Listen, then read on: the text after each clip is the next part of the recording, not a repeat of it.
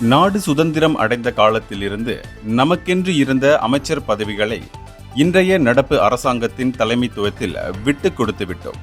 ஒவ்வொன்றாக விட்டுக் கொடுத்து இப்போது நமது அடையாளமாக இருக்கின்ற பினாங்கு இந்து அறப்பணி வாரியத்தையும் தாரை வார்த்து விட வேண்டாம்.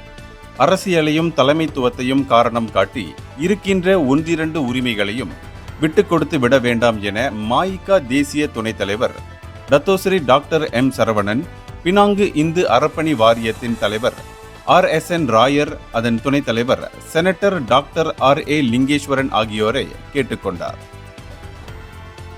ஆண்டாண்டு காலமாக நமக்கு இருந்த அரசியல் பதவியில் இருந்து மற்ற சலுகைகள் அனைத்தும் காணாமல் போயின.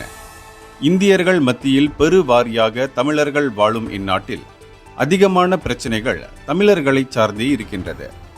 எனவேதான் இந்தியர்களின் பிரச்சனைகளை தீர்க்க ஒரு தமிழர் அமைச்சராக இருப்பது மிக மிக அவசியம் என்று குரல் எழுப்பி வருகிறோம். என் இனத்தின் மொழி அறிந்த ஒருவருக்குத்தான் என் இனத்தின் வழி தெரியும்.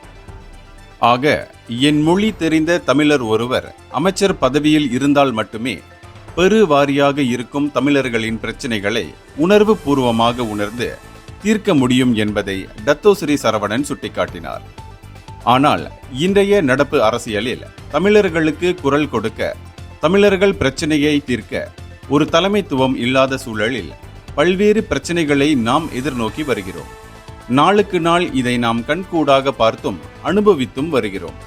இந்த சூழலில் இறுதியாக நம்மிடம் இருப்பது தன்மானமும் இந்து சமய அறநிலைத்துறை பதவியுமே. இதையும் அரசியல் காரணங்களை காட்டி விட்டுக் கொடுத்து விட வேண்டாம் என கேட்டுக்கொள்கிறேன். பினாங்கில் தமிழர்கள் வழிபடும் இந்து ஆலயங்களே அதிகமாக உள்ளன. எனவே பினாங்கு இந்து அறப்பணி வாரியத்தை கைவிட்டு விட வேண்டாம் என ஜாசிகாவை கேட்டுக்கொள்கிறேன். குறைந்தபட்சம் இதையாவது தமிழர்கள் தலைமைத்துவத்தில் இருப்பதை ஜாசிகா உறுதி செய்ய வேண்டும். இல்லையேல் நம்மிடையே உள்ள விரிசல் இன்னும் அதிகமாகிவிடும். ஆக நிதானமாக யோசித்து நம் இனத்திற்கு எது சரி என்பதை புரிந்து செயல்படவும் என்று தாப்பா நாடாளுமன்ற உறுப்பினருமான டத்தோஸ்ரீ சரவணன் வலியுறுத்தினார். இந்தியர்களின் இதய குரல் மக்களோசை.